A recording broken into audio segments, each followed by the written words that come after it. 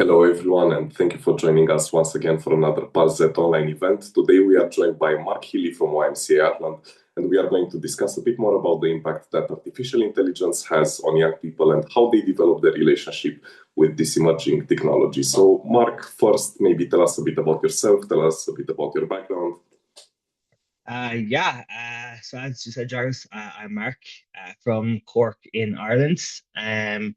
My background is an interesting one. I actually have a background in computer science, AI from university. I'm also a youth worker, so I work primarily with teenagers aged 12 to 18, but also up to 25. I've been involved with the YMCA for many, many years since I was a teenager myself. So yeah, I'm very excited to be here. Thank you so much for joining us. So, you said you work quite a lot with young people. Mhm. How do you see them approach this new technology? It's something that was unseen up until 3, 4 years ago in the mainstream conversation, and now it's Mhm. basically a ubiquitous tool that young people use, but not only young people, all of us in society are completely absorbed in a sense by this new technology. So how do you think young Mhm. people actually relate to it? Yeah, great question. When I hear the question, I think back to like some of the very first conversations I had, not even with young people, when, as you said, when AI kind of hit the mainstream. For me, when I was in university, we used AI even before it kind of came in the public domain. And the questions that I was getting from colleagues and friends, having been in the space, is like, will my job be taken by AI, or what will kind of the lasting impacts of AI be? And then, of course, the conversation started with young people, and I've had a lot of conversations, and the responses often varied. And it's not really about being pro AI or anti AI, it's about how it affects people's lives. And that's something we focus on a lot, and even in the team I work with in the YMCA youth advocacy team here in Ireland, it's what we work with a lot is this thing of accurate information and misinformation, disinformation. Those are some of the themes for us that come up. So when I approach a young person, I'm talking about, a very basic question like, do you use AI, or what do you think of AI? I often get a varied response. And I have gotten responses of, yeah, I use it to do my homework, or I also got responses of, I actually don't like using it at all. I don't think it's great. And I also work a lot with sustainability. So I think young people are very aware of the sustainability problems when it comes to AI and data centers. Um, but as I said, it's not really about pros and cons. It's about like how can we adapt to this new world of AI. Whereas many moons ago, when we were adapting to the age of the internet, now it's about adapting to the age of AI. And for me, and for the young people I work with, it's I can connect it all back to this critical literacy skills, digital literacy skills, 21st century skills. And I definitely see my role as a youth worker, and I know myself and my colleagues on my team as well, it's very much about how can we navigate the world with young people, and with every generation of people, because AI is this kind of field where we very much have impacts in all generations. So it's kind of about working with young people because the response is varied. And like, I speak more about critical area skills later on, because for me, everything kind of ties back into that. So it's very much also permeating the field of youth work. Then it's Hmm. something that very much needs to also be approached from this side of non-formal education from the youth Hmm. sector. Yeah, I mean, like AI isn't taught in schools. In fact, for the first 2 years, it was like the response of the schools, universities, and educators is like, don't use AI. How can we prevent young people specifically, because they're the people who are in these environments, from using AI to do their homework or to help a test? And really, AI and the way people use it in terms of chatbots and stuff is the new internet. Someone wants to go and find an answer to something, they will now go to ChatGPT, um, rather than going to Google. And you can see, if you Google something, now you're getting the AI response more than the actual response you might actually want. So it really is part of everyday life.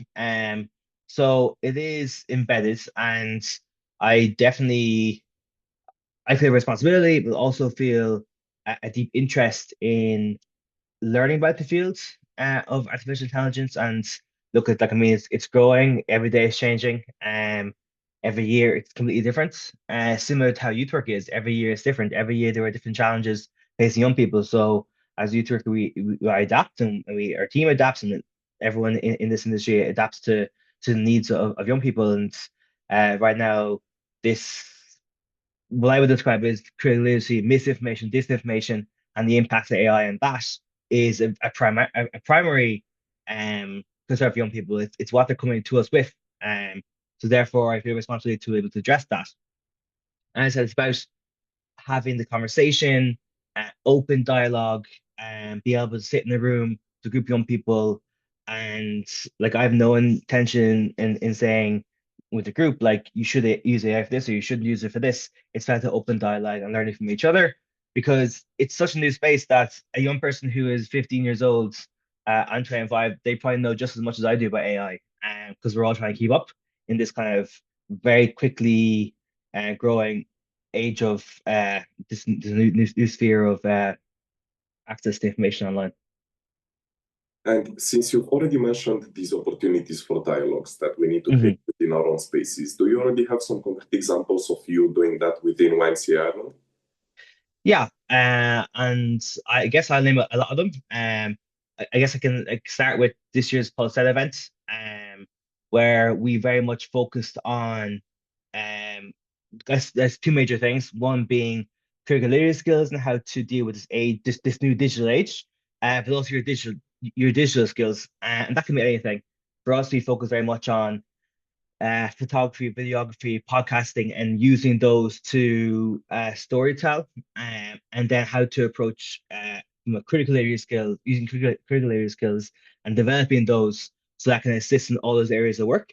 And like for us, that local Pulse event was a one-off event, but in our team in YMCA Ireland and very much locally, but also nationally, one of our key priorities every year is our life online. It has been for well over 10 years as a priority. And like, why is this a priority? Well, because that's what keeps me up amongst young people. That's a problem, on whether it was social media in the 2010s, bullying online in schools, and now whether it's AI and how to use it and the impacts and effects of that. And this life online that's continuously growing is always a theme for us. So, what's that mean in terms of activities and in terms of things you do with young people? A very big focus of us is digital skills, similar to what we did at the local PulseZ event. How to uh, I don't use the word teach, use the word educate and work with young people to give them skills well to deal with stuff that happens online or to be able to sit down in a work and do a workshop based on digital skills, showing people how to use digital equipment, how to tell their story, how to get their story across. And because like when people think about storytelling, it's not about reading a book. It's not about I'm sitting down and I'm reading a book with everyone. That's not what it's about. It's about how to tell your own story, your own experiences, and share that. And also share with each other. And I very much value even myself as a teenager in local YMCA, having the space to do that, to share, to learn from each other. So regardless of what we do, specifically in our team, the stuff I do, it's always like creating that space and having a conversation, regardless of what the topic is, regardless, what the activity is on that certain day. It's about creating that space for dialogue and the space to learn from each other. And I'll always build in something kind of critical literate or digital literary skills in there because I just think it's so important. And you've also mentioned that during the PulseZ event, you also approached the topic of critical thinking and critical Mhm. thinking education. How does this actually translate in reality? What is critical education for you, and how should youth workers actually teach this skill? Because we are seeing as technologies develop more and more, and Mhm. as we are unable to use our senses in order to tell Mhm. AI-generated content apart from what is actually real, Yeah. how can we actually approach the topic of critical thinking? How can we teach it Mhm. as a society? Who should be responsible for it? And do you think it's one of the new skills which will be absolutely necessary in the coming years? Yeah, okay, that's certainly who should be responsible for it is a question I spent all day talking about, but I guess just start from the ground up. yes, we put a big focus on that at our PulseZ events, and we do in our team in general. Um, what I think critical literacy is, and um, as I said, everyone has a slightly different meaning, but it's not just in this age of AI or this age of whether you see something online, these deep fakes, all this kind of, it's not just about that. Critical literacy is a skill that everyone needs. It's about digging a little bit deeper than a surface level answer. And what I mean by that is, and what I found from not just youth work, but in general life, talking to people, whether that be friends or colleagues or family, whoever it is that because of the amount of information online, the many things we don't know whether it's true or not, misinformation, disinformation, I find that people in general, and myself included, often look at the kind of surface level stuff. If someone says something, we just kind of take that as value, as surface level. We don't dig deeper, we don't question. And I do find that if you kind of dig under that first top level and kind of dig just a little bit deeper and ask one or two more questions, that you can often have more honest conversations. And for me, that's what critical literacy is about. It's about digging that little bit deeper than just the surface level stuff. And of course, you look at the political sphere, it's huge there, but it's not just in the political sphere, it's in all spheres. And in youth work, when I have a young person come in and saying, I saw this, I saw that, and it's not about saying, whether it's right or wrong, it's about saying, well, did you really think about that? And did you question that? And can we talk about that? And again, have that open dialogue. We can explore a little bit deeper. And of course, critical literacy ties in very closely with digital literacy because where do people find all this information? Of course, is online. So they kind of go par and par. Um, and very much as a youth worker, I find that to be my responsibility. But it's not just on the youth worker; it's on local and national governments to make sure that critical literacy are prioritized. It's on educators and teachers to make sure that those skills are encouraged. Sometimes it can be hard to teach that skill because it's about having the time to have the conversation. But we need to keep encouraging that skill, and we need to keep encouraging people to dig deeper and to question and like in this age of misinformation, disinformation, and as you say, you look online, it's like, is this real or not? Sometimes it's really hard to tell. So of course, the vulnerable communities, like young person who may not have a full developed education yet, looking at something online, and of course they find it more difficult to question whether it's real or not. I have difficulty. I'm sure you too have like how to tell. So like when you're in a space where you have no idea what is true, what is false, like that's just the sphere where all information collapses. So it's about how do we actually look at something and say, well, first of all, question like, does it seem real? Is it seem realistic? Have the conversations, be able to be honest with someone saying, I don't think that's real, or and again, real and fake is just one example. But I think that's on all of us to be a bit more critically literate, to not take the surface level stuff always, and kind of dig a little bit deeper. And maybe we can look at any political example and you can see that because it's kind of one that's most obvious. But I mean, you have this whole digital sphere and this whole life online where the young people are at and where we are at, and it's just such an important skill. So I embed it as much as I can do as possible. A lot of the work is to do with sustainability and sustainable development goals, and of course, there's loads of disinformation around those as well. And it's not always about counting disinformation because that is there, but it's about developing those skills to be able to question. That's what I would say.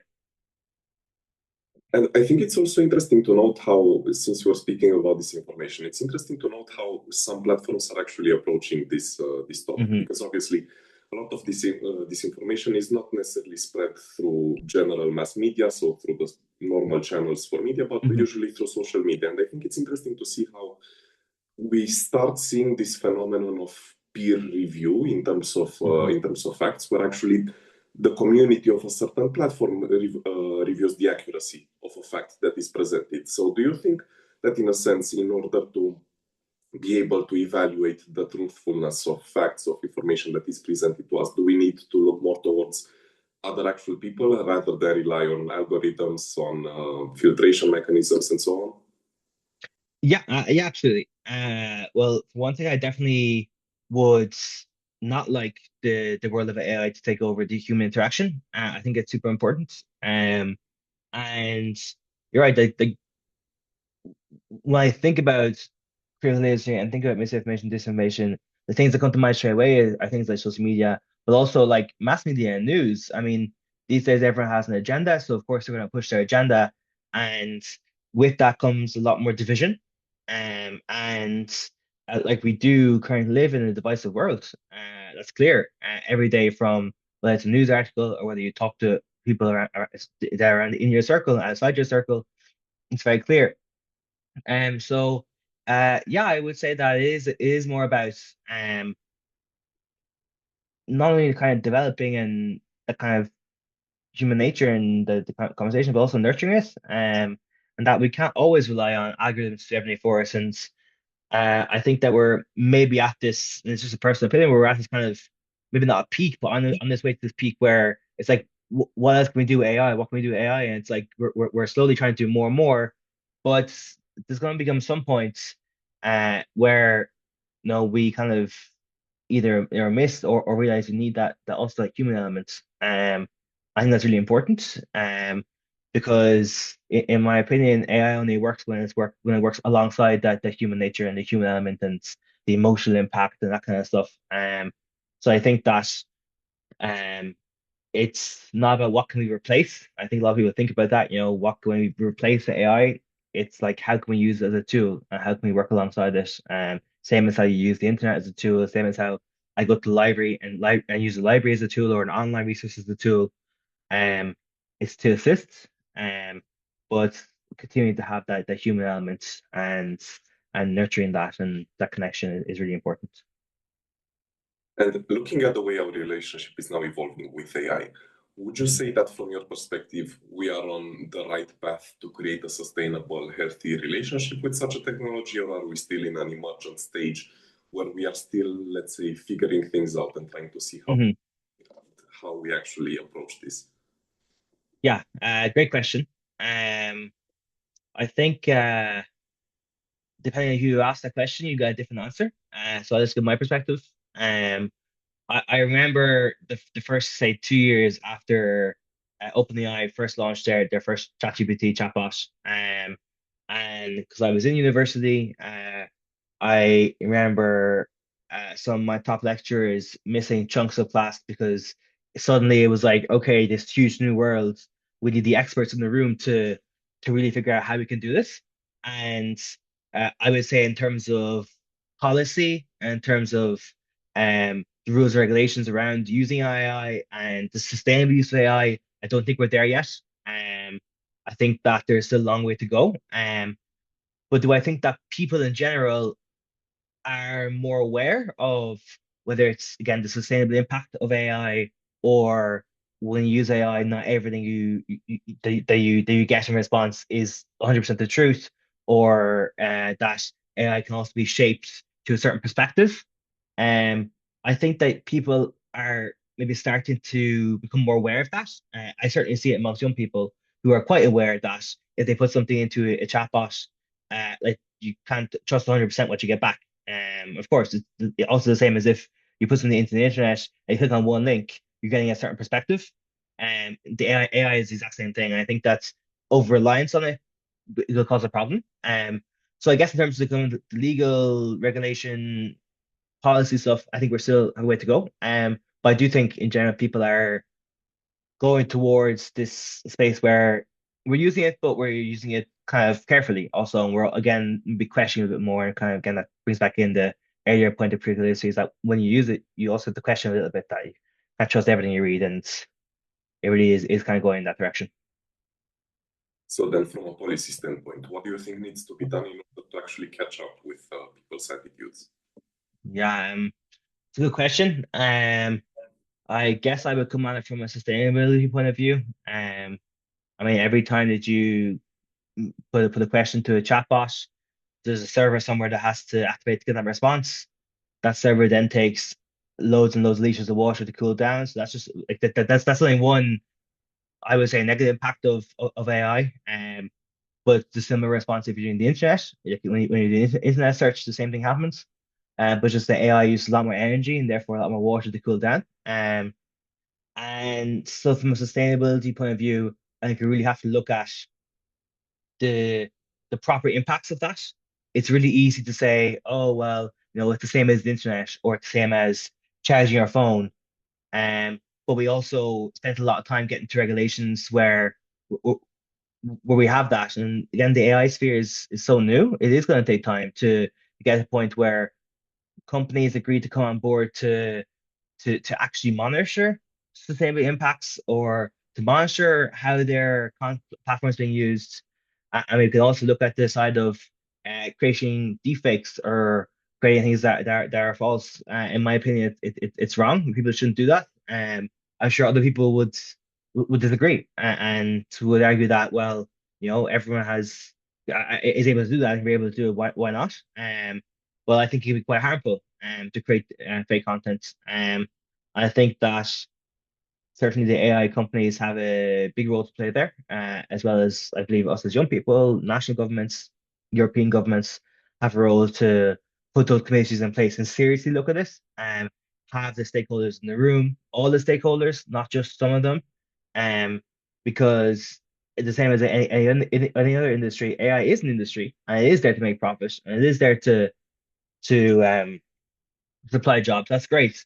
But we must look at all the effects, not just the positives, because there are negatives. Same as in any industry, there are also negative effects. So I think it's about having all the stakeholders in the room, really pushing for actually positive change and positive regulation and positive.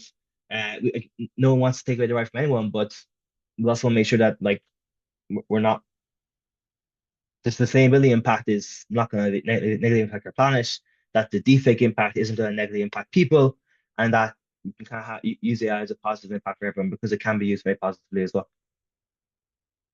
And I would take something that you said previously, namely the fact Hmm. that AI also needs to be looked at as an industry. It's something that Hmm. creates a lot of opportunities as well. It's something that's become a major component of our economy as well, and we can see this by the highest market capitalization on the stock market, Hmm. namely Nvidia, which is known for its Hmm. AI infrastructure.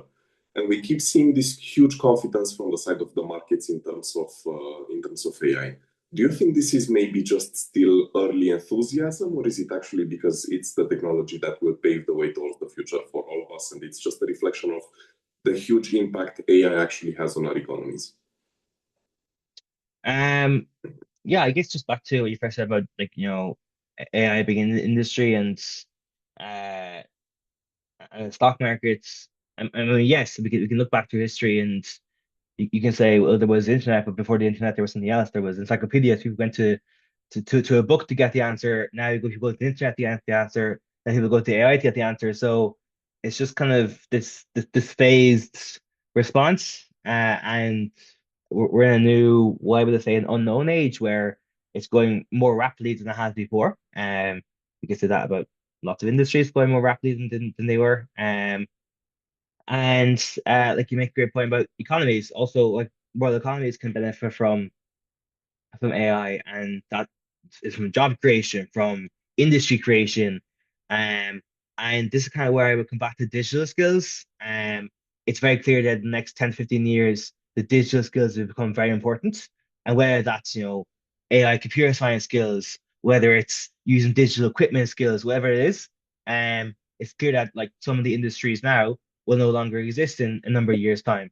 But that's okay because there are some industries that were around 60, 70, 80 years ago that are no longer exist because that's how the world moves on. So I guess I would come back to the importance of make sure we develop those skills in whatever capacity that is. Whether it's through schools, whether it's through national plans, whether it's through like local YMCAs or local youth organizations like ours, and to make sure that like the next generation and young people are prepared because it's very hard to move big institutions towards um like the future and looking towards 50 years time where current young people will then be well into their careers doing whatever they're going to be doing. But I think I would just come back to those like very more important skills that will just be so important going forward. And like we can talk about world economies in terms of I think those will keep uh kind of knocking over and keep um using, for example, AI is an important tool as long as you have those skills to kind of back us behind us, I think. Yeah. And in order to make sure that we actually will see these skills, what do you think is most important for young people to know regarding the use of AI? What should they always keep in mind when they engage with this technology? And how should we approach AI education looking forward towards the future? I think there are kind of some key things. I get to AI education in a second.